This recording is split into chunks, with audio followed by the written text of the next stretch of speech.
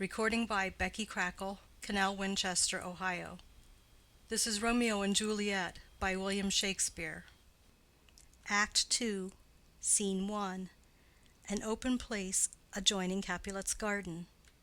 Enter Romeo. Romeo. Can I go forward when my heart is here? Turn back, dull earth, and find thy centre out.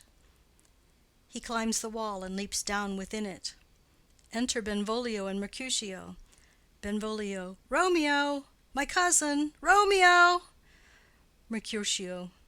He is wise, and on my life hath stolen him home to bed. Benvolio. He ran this way, and leaped this orchard wall. Call, good Mercutio. Mercutio. Nay, I'll conjure too. Romeo! Humours! Madman! Passion! Lover! Appear thou in the likeness of a sigh, speak but one rhyme, and I am satisfied. Cry but ah me, pronounce but love and dove, speak to my gossip Venus one fair word, one nickname for her purblind son and heir, young auburn Cupid, he that shot so trim, when King Cophetua loved the beggar maid. He heareth not, he stirreth not, he moveth not, the ape is dead, and I must conjure him. I conjure thee by Rosaline's bright eyes, by her high forehead and her scarlet lip, by her fine foot, straight leg, and quivering thigh, and the domains that there adjacent lie, that in thy likeness thou appear to us. Benvolio. And if he hear thee, thou wilt anger him. Mercutio. This cannot anger him. 'Twould anger him to raise a spirit in his mistress's circle, of some strange nature, letting it there stand till she had laid it and conjured it down. That were some spite. My invocation is fair and honest, and in his mistress's name I conjure only but to raise him up. Benvolio. Come, he hath hid himself among these trees, to be consorted with the humorous night. Blind is his love, and best befits the dark. Mercutio. If love be blind, love cannot hit the mark. Now will he sit under a medlar tree, and wish his mistress were that kind of fruit as maids call medlars when they laugh alone. Romeo, good night. I'll to my truckle bed. This field bed is too cold for me to sleep. Come, shall we go? Benvolio. Go then, for 'tis in vain to seek him here that means not to be found. Exit. Scene 2. Capulet's garden. Enter Romeo. Romeo. He jests at scars that never felt a wound. Juliet appears above at a window. But soft! What light through yonder window breaks? It is the east, and Juliet is the sun. Arise, fair sun, and kill the envious moon, who is already sick and pale with grief, that thou, her maid, art far more fair than she. Be not her maid, since she is envious. Her vestal livery is but sick and green, and none but fools do wear it. Cast it off. It is my lady. Oh, it is my love. Oh, that she knew she were. She speaks, yet she says nothing. What of that? Her eye discourses. I will answer it. I am too bold. 'Tis not to me she speaks. Two of the fairest stars in all the heaven, having some business, do entreat her eyes to twinkle in their spheres till they return. What if her eyes were there, they in her head? The brightness of her cheek would shame those stars, as daylight doth a lamp. Her eyes in heaven would through the airy region stream so bright, that birds would sing and think it were not night. See how she leans her cheek upon her hand. Oh, that I were a glove upon that hand, that I might touch that cheek. Juliet. Ah me! Romeo. She speaks. Oh, speak again, bright angel, for thou art as glorious to this night, being o'er my head, as is a winged messenger of heaven unto the white upturned wondering eyes of mortals that fall back to gaze on him when he bestrides the lazy pacing clouds and sails upon the bosom of the air. Juliet. Oh, Romeo, Romeo! Wherefore art thou Romeo? Deny thy father, and refuse thy name. Or if thou wilt not, be but sworn my love, and I'll no longer be a Capulet. Romeo aside. Shall I hear more, or shall I speak at this? Juliet. 'Tis but thy name that is my enemy. Thou art thyself, though not a Montague. What's Montague? It is nor hand, nor foot, nor arm, nor face, nor any other part belonging to a man. Oh, be some other name. What's in a name? That which we call a rose by any other name would smell as sweet. So Romeo would, were he not Romeo called, retain that dear perfection which he owes without that title. Romeo, doff thy name, and for that name, which is no part of thee, take all myself. Romeo. I take thee at thy word. Call me but love, and I'll be new baptized. Henceforth I never will be Romeo. Juliet. What man art thou, that thus bescreened in night so stumblest on my counsel? Romeo. By a name I know not how to tell thee who I am. My name, dear saint, is hateful to myself, because it is an enemy to thee. Had I it written, I would tear the word. Juliet. My eyes have not yet drunk 100 words of that tongue's utterance, yet I know the sound. Art thou not Romeo, and a Montague? Romeo. Neither, fair saint, if either thee dislike. Juliet. How camest thou hither? Tell me, and wherefore? The orchard walls are high and hard to climb, and the place death, considering who thou art, if any of my kinsmen find thee here. Romeo. With love's light wings did I o'erperch these walls, for stony limits cannot hold love out. And what love can do, that dares love attempt. Therefore thy kinsmen are no let to me. Juliet. If they do see thee, they will murder thee. Romeo. Alack, there lies more peril in thine eye than 20 of their swords. Look thou but sweet, and I am proof against their enmity. Juliet. I would not for the world they saw thee here. Romeo. I have night's cloak to hide me from their sight, and but thou love me, let them find me here. My life were better ended by their hate than death prorogued wanting of thy love. Juliet. By whose direction foundst thou out this place? Romeo. By love, that first did prompt me to inquire. He lent me counsel, and I lent him eyes. I am no pilot, yet wert thou as far as that vast shore washed with the furthest sea, I would venture for such merchandise. Juliet. Thou knowest the mask of night is on my face, else would a maiden blush bepaint my cheek for that which thou hast heard me speak to-night. Fain would I dwell on form, fain deny what I have spoke. But farewell compliment. Dost thou love me? I know thou wilt say aye, and I will take thy word. Yet if thou swearest, thou mayst prove false. At lovers' perjuries they say Jove laughs. O gentle Romeo, if thou dost love, pronounce it faithfully. Or if thou thinkest I am too quickly won, I'll frown and be perverse and say thee nay, so thou wilt woo. But else not for the world. In truth, fair Montague, I am too fond, and therefore thou mayst think my haviour light. But trust me, gentleman, I'll prove more true than those that have more cunning to be strange. I should have been more strange, I must confess, but that thou overheardst ere I was ware my true love passion. Therefore pardon me, and not impute this yielding to light love, which the dark night hath so discovered. Romeo. Lady, by yonder blessed moon I swear, that tips with silver all these fruit-tree tops. Juliet. Oh, swear not by the moon, the inconstant moon, that monthly changes in her circled orb, lest that thy love prove likewise variable. Romeo. What shall I swear by? Juliet. Do not swear at all. Or if thou wilt, swear by thy gracious self, which is the god of my idolatry, and I'll believe thee. Romeo. If my heart's dear love.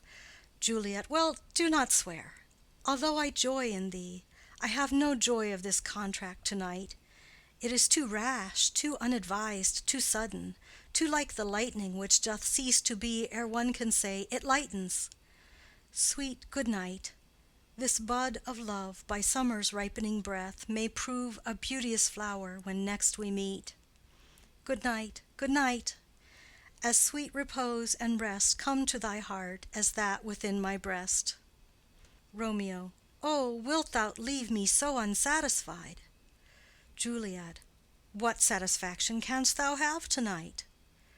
Romeo. The exchange of thy love's faithful vow for mine. Juliet. I gave thee mine before thou didst request it, and yet I would it were to give again. Romeo. Wouldst thou withdraw it? For what purpose, love? Juliet. But to be frank and give it thee again. And yet I wish but for the thing I have. My bounty is as boundless as the sea, my love as deep. The more I give to thee, the more I have, for both are infinite. I hear some noise within. Dear love, adieu. Nurse calls within. Juliet! Anon, good nurse. Sweet Montague, be true. Stay but a little. I will come again. Exit. Romeo. Oh, blessed, blessed night! I am afeard being in night, all this is but a dream, too flattering sweet to be substantial. Enter Juliet above. Juliet. 3 words, dear Romeo, and good night indeed. If that thy bent of love be honorable, thy purpose marriage, send me word to-morrow by one that I'll procure to come to thee, where and what time thou wilt perform the rite, and all my fortunes at thy foot I'll lay, and follow thee, my lord, throughout the world. Nurse within. Madam!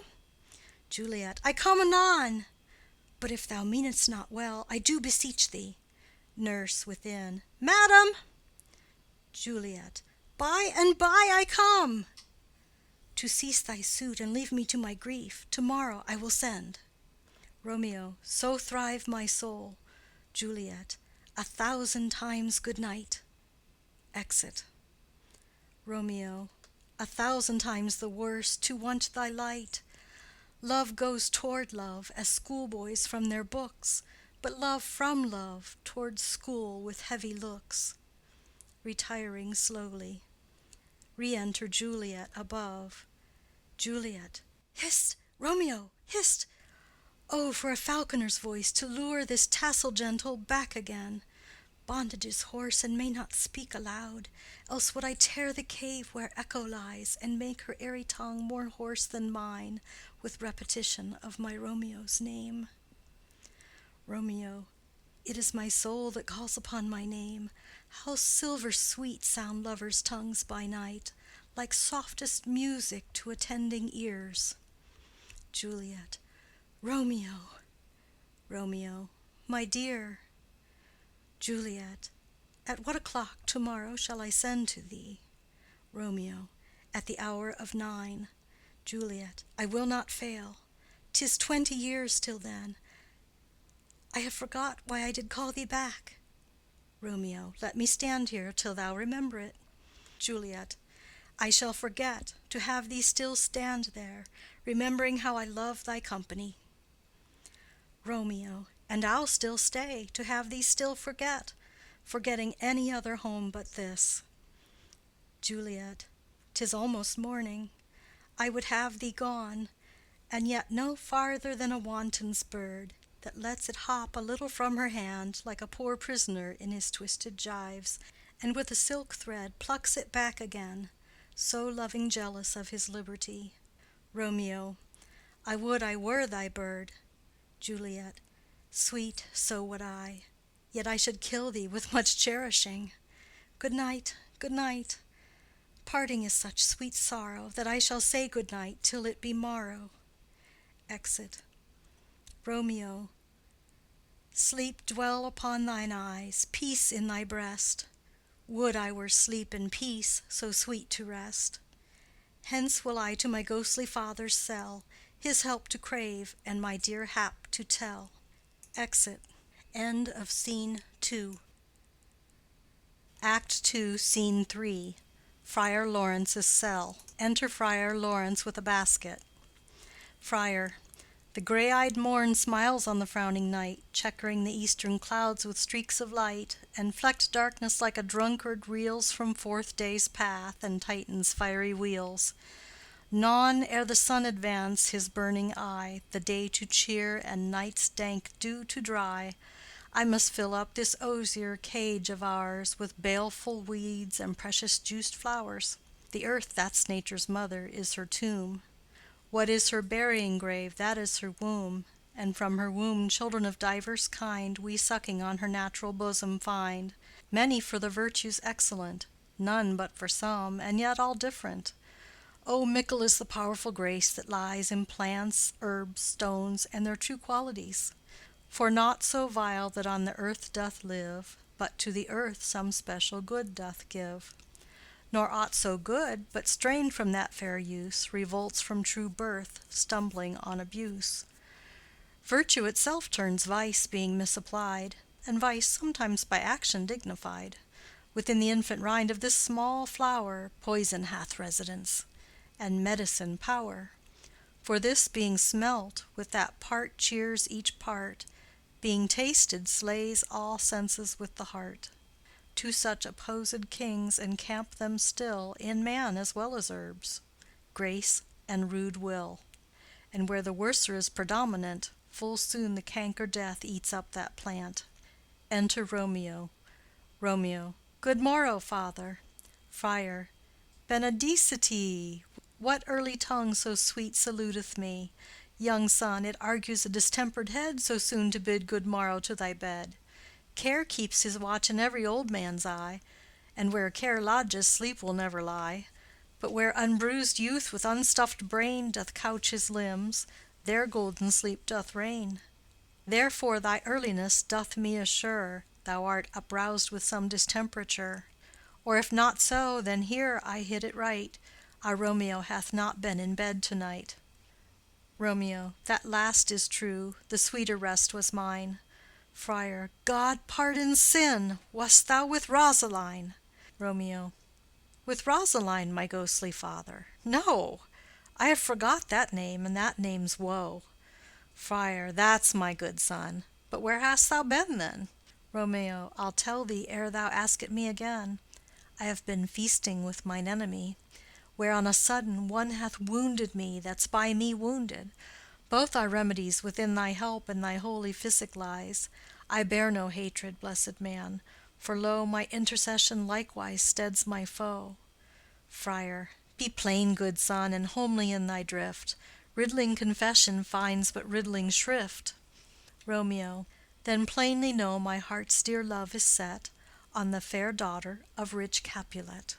As mine on hers, so hers is set on mine, and all combine, save what thou must combine by holy marriage, when and where and how we met, we wooed and made exchange of vow, I'll tell thee as we pass, but this I pray, that thou consent to marry us to-day. Friar. Holy Saint Francis, what a change is here! Is Rosaline, that thou didst love so dear, so soon forsaken? Young men's love, then, lies not truly in their hearts, but in their eyes. Jesu Maria, what a deal of brine hath washed thy sallow cheeks for Rosaline! How much salt water thrown away in waste, to season love that of it doth not taste! The sun not yet thy sighs from heaven clears, thy old groans ring yet in mine ancient ears. Lo, here upon thy cheek the stain doth sit of an old tear that is not washed off yet. If e'er thou wast thyself, and these woes thine, thou and these woes were all for Rosaline. And art thou changed? Pronounce this sentence then, women may fall when there's no strength in men. Romeo. Thou chidest me oft for loving Rosaline. Friar. For doting, not for loving, pupil mine. Romeo. And bad'st me bury love. Friar. Not in a grave to lay one in, another out to have. Romeo. I pray thee chide not. She whom I love now doth grace for grace and love for love allow. The other did not so. Friar. Oh, she knew well thy love did read by rote that could not spell. But come, young waverer, come go with me. In one respect I'll thy assistant be, for this alliance may so happy prove to turn your household's rancour to pure love. Romeo. Oh, let us hence. I stand on sudden haste. Friar. Wisely and slow they stumble that run fast. Exit. Scene 4. A street. Enter Benvolio and Mercutio. Mercutio. Where the devil should this Romeo be? Came he not home to-night? Benvolio. Not to his father's. I spoke with his man. Mercutio. Ah, that same pale hard-hearted wench, that Rosaline, torments him so that he will sure run mad. Benvolio. Tybalt, the kinsman to old Capulet, hath sent a letter to his father's house. Mercutio. A challenge on my life. Benvolio. Romeo will answer it. Mercutio. Any man that can write may answer a letter. Benvolio. Nay, he will answer the letter's master, how he dares, being dared. Mercutio. Alas, poor Romeo, he is already dead, stabbed with a white wench's black eye, shot through the ear with a love song, the very pin of his heart cleft with the blind bow boy's butt shaft. And is he a man to encounter Tybalt? Benvolio. Why, what is Tybalt? Mercutio. More than prince of cats, I can tell you. Oh, he's the courageous captain of compliments. He fights as you sing prick song, keeps time, distance, and proportion, rests me his minim, rest 1, 2, and a third in your bosom, the very butcher of a silk button, a duellist, a gentleman of the very first house, of the first and second cause. Ah, the immortal passado, the punto reverso, the hey— Benvolio. The what? Mercutio. The pox of such antic, lisping, affecting fantasticos, these new tuners of accents. By Jesu, a very good blade, a very tall man, a very good whore.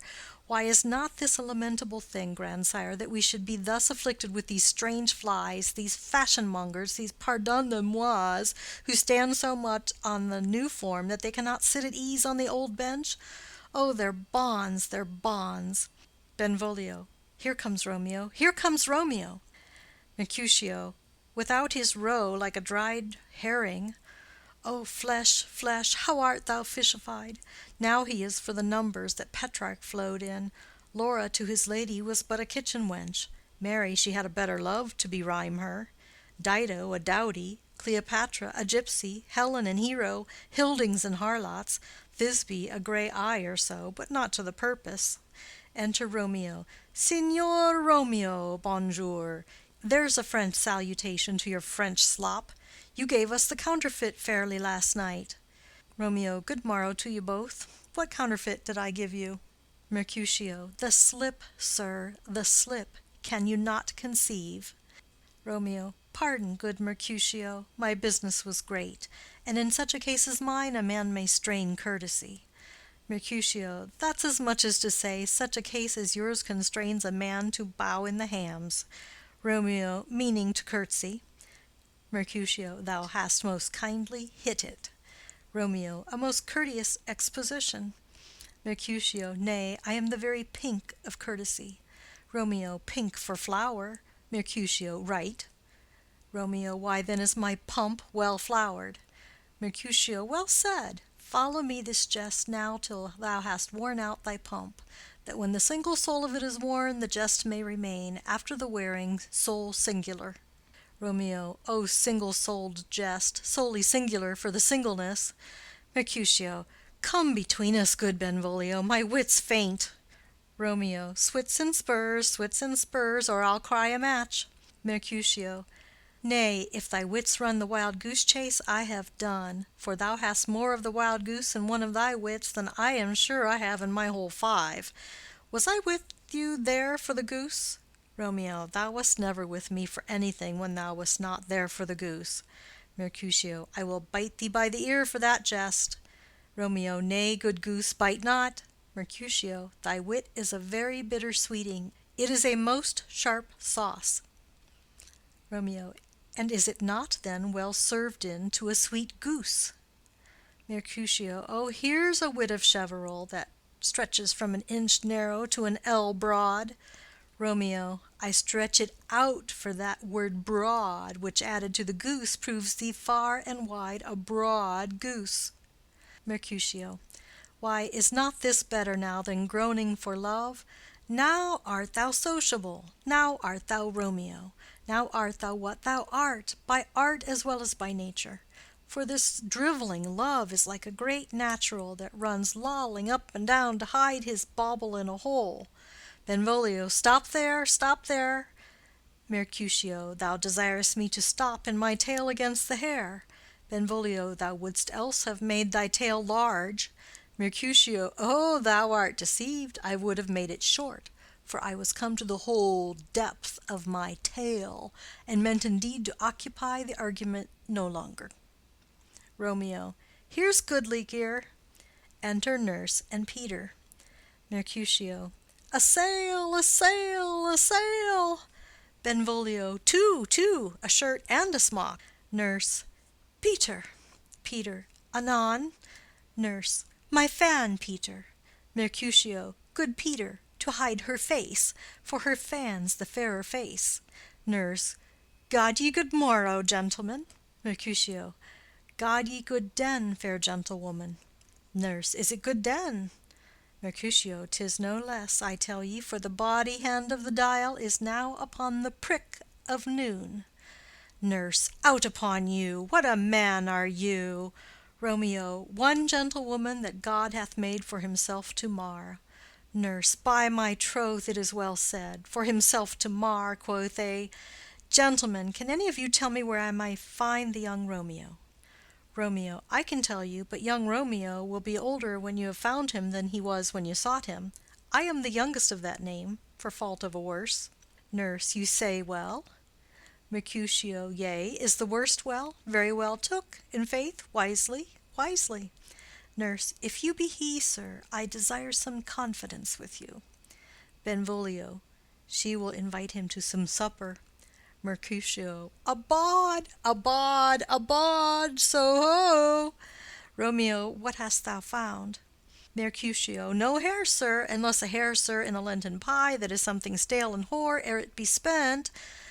He sings. An old hare whore, an old hare whore, is very good meat in Lent, but a hare that is hoar is too much for a score when it whores ere it be spent. Romeo. Will you come to your father's? We'll to dinner thither. Romeo. I will follow you. Mercutio. Farewell, ancient lady, farewell. Lady, lady, lady. Exit Mercutio and Benvolio. Nurse. Marry, farewell. I pray you, sir, what saucy merchant was this that was so full of his ropery? Romeo. A gentleman, nurse, that loves to hear himself talk, and will speak more in a minute than he will stand to in a month. Nurse. An he speak anything against me, I'll take him down, and I were lustier than he is, and 20 such jacks. And if I cannot, I'll find those that shall. Scurvy knave! I am none of his flirt gills, I am none of his skeins mates, and thou must stand by too, and suffer every knave to use me at his pleasure. Peter. I saw no man use you at his pleasure. If I had, my weapon should quickly have been out, I warrant you. I dare draw as soon as any other man, if I see occasion, in a good quarrel, and the law is on my side. Nurse. Now, afore God, I am so vexed that every part about me quivers. Scurvy knave!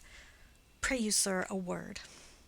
And as I told you, my young lady bid me inquire you out.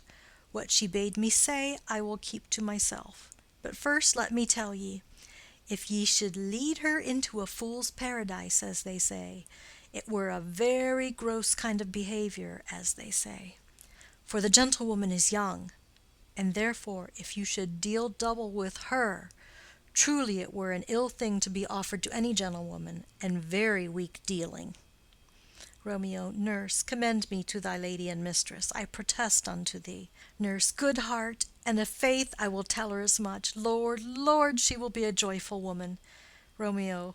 What wilt thou tell her, nurse? Thou dost not mark me. Nurse. I will tell her, sir, that you do protest. which, as I take it, is a gentlemanlike offer. Romeo. Bid her devise some means to come to Shrift this afternoon, and there she shall, at Friar Lawrence's cell, be shrived and married. Here is for thy pains. Nurse. No, truly, sir, not a penny. Romeo. Go to, I say you shall. Nurse. This afternoon, sir? Well, she shall be there. Romeo. And stay, good nurse, behind the abbey wall. Within this hour my man shall be with thee, and bring thee cords made like a tackled stair, which to the high top-gallant of my joy might be my convoy in the secret night. Farewell. Be trusty, and I'll quit thy pains. Farewell. Commend me to thy mistress. Nurse. Now God in heaven bless thee. Hark you, sir. Romeo. What sayest thou, my dear nurse? Nurse. Is your man secret?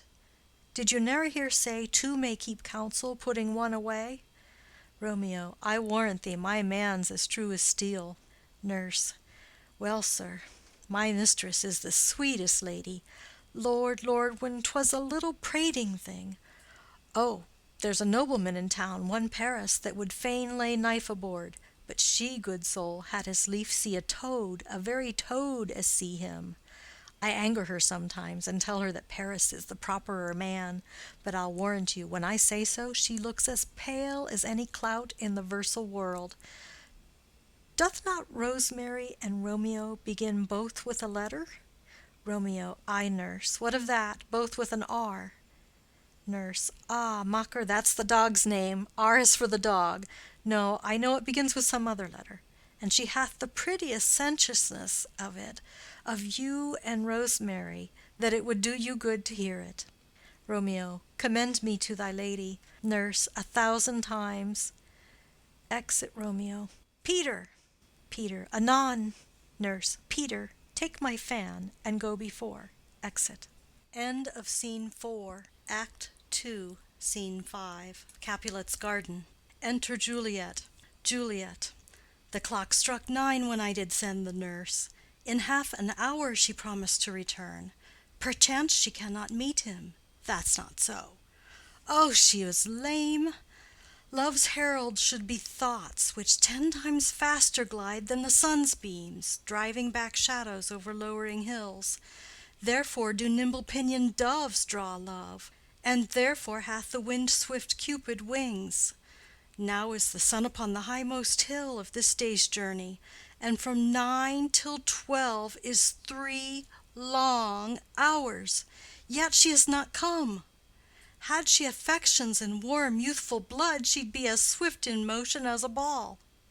My words would bandy her to my sweet love, and his to me. But old folks, many fain as they were dead, unwieldy, slow, heavy, and pale as lead. Oh God, she comes. Enter nurse and Peter. Oh, honey nurse, what news? Hast thou met with him? Send thy man away. Nurse. Peter, stay at the gate. Exit Peter. Juliet. Now, good sweet nurse, O Lord, why lookest thou sad? Though news be sad, yet tell them merrily. If good, thou shamest the music of sweet news by playing it to me with so sour a face. Nurse.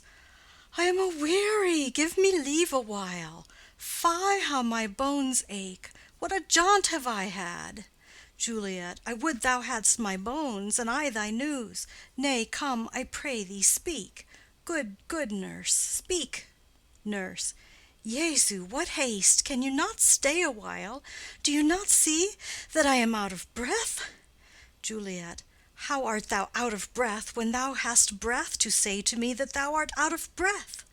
The excuse that thou dost make in this delay is longer than the tale thou dost excuse. Is thy news good or bad? Answer to that. Say either, and I'll stay the circumstance. Let me be satisfied. Is it good or bad? Nurse. Well, you have made a simple choice. You know not how to choose a man. Romeo, no, not he. Though his face be better than any man's, yet his leg excels all men's.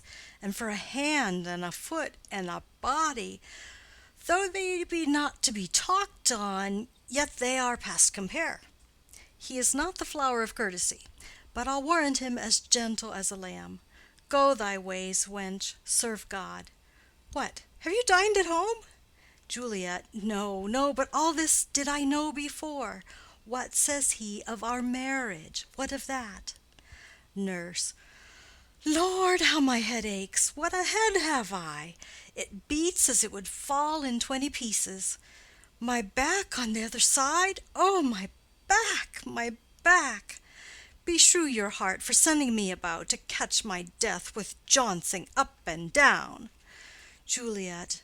In faith, I am sorry that thou art not well. Sweet, sweet, sweet nurse, tell me what says my love. Nurse. Your love says, like an honest gentleman, and a courteous, and a kind, and a handsome, and I warrant a virtuous. Where's your mother? Juliet. Where is my mother? Why, she is within. Where should she be? How oddly thou repliest.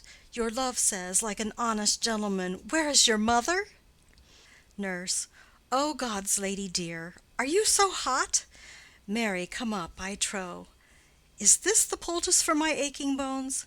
Henceforward do your messages yourself. Juliet. Here's such a coil. Come, what says Romeo? Nurse. Have you got leave to go to shrift to-day? Juliet. I have. Nurse. Then hie you hence to Friar Lawrence's cell. There stays a husband to make you a wife.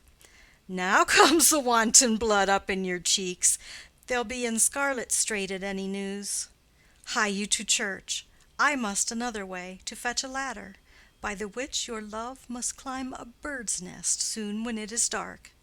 I am the drudge, and toil in your delight, but you shall bear the burden soon at night. Go, I'll to dinner. Hie you to the cell. Juliet. Hie to high fortune! Honest nurse, farewell. Exit. Scene 6. Friar Lawrence's cell. Enter Friar Lawrence and Romeo. Friar. So smile the heavens upon this holy act, that after hours with sorrow chide us not. Romeo. Amen, amen. But come what sorrow can, it cannot countervail the exchange of joy that one short minute gives me in her sight. Do thou but close our hands with holy words, then love-devouring death do what he dare. It is enough that I may but call her mine. Friar. These violent delights have violent ends, and in their triumph die, like fire and powder, which as they kiss consume. The sweetest honey is loathsome in its own deliciousness, and in the taste confounds the appetite. Therefore love moderately, long love doth so. Too swift arrives as tardy as too slow. Here comes the lady. Oh, so light a foot will never wear out the everlasting flint. A lover may bestride the gossamer that idles in the wanton summer air, and yet not fall. So light is vanity. Enter Juliet. Juliet. Good even to my ghostly confessor. Friar. Romeo shall thank thee, daughter, for us both. Juliet. As much to him, else is his thanks too much. Romeo.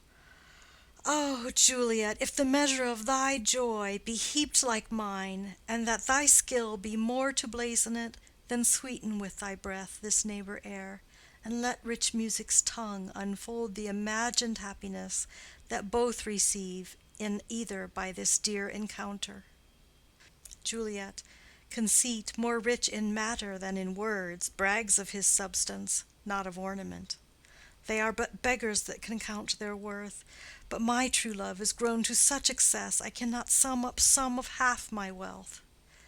Friar. Come, come with me, and we'll make short work. For by your leaves you shall not stay alone till Holy Church incorporate two in one.